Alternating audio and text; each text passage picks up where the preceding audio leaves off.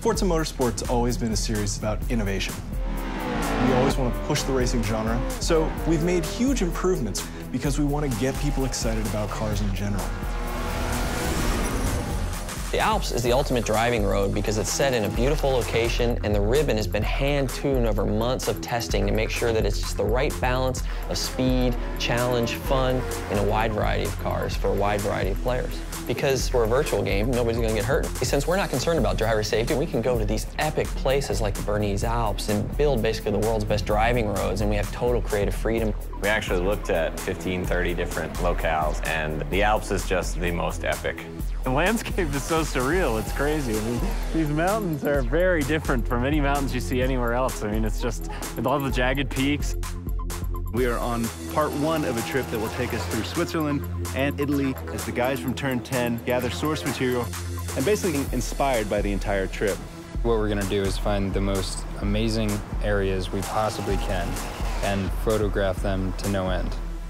We took a really long elevator ride after a train ride and a long walk and another train ride. Took a while to get up here, but oh my God, it's worth it. Did you guys see the background and everything? Yeah.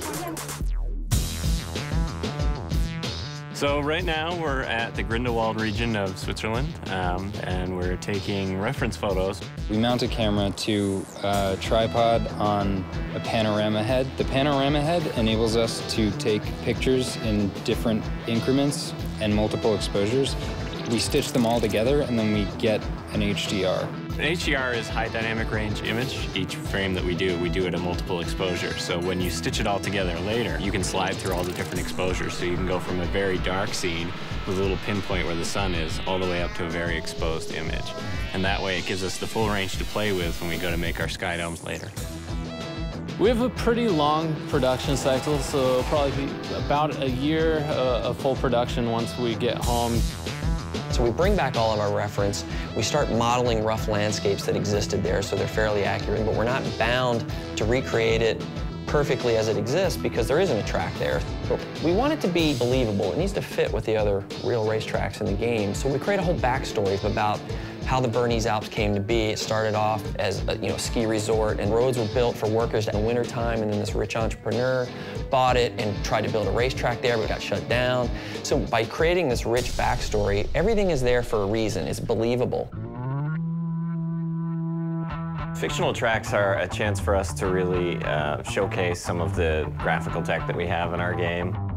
We've redone our lighting engine, and this track in particular, with its very bright snow and blooming, really shows off what our graphics engine can do. The television can only represent basically one order of magnitude of brightness, from 0 to 255, black to white, whereas the human eye in the real world can see, I think, 7 orders of magnitude of brightness, and in the real world there exists far beyond that. The sun is infinitely brighter than a white piece of paper, but on a television screen they look the same.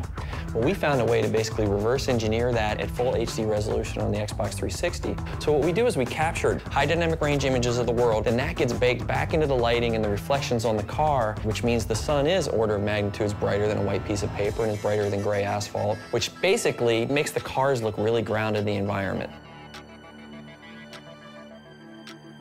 We've traveled thousands of miles, we worked thousands of hours, and here it is, the Bernese Alps track in Forza 4.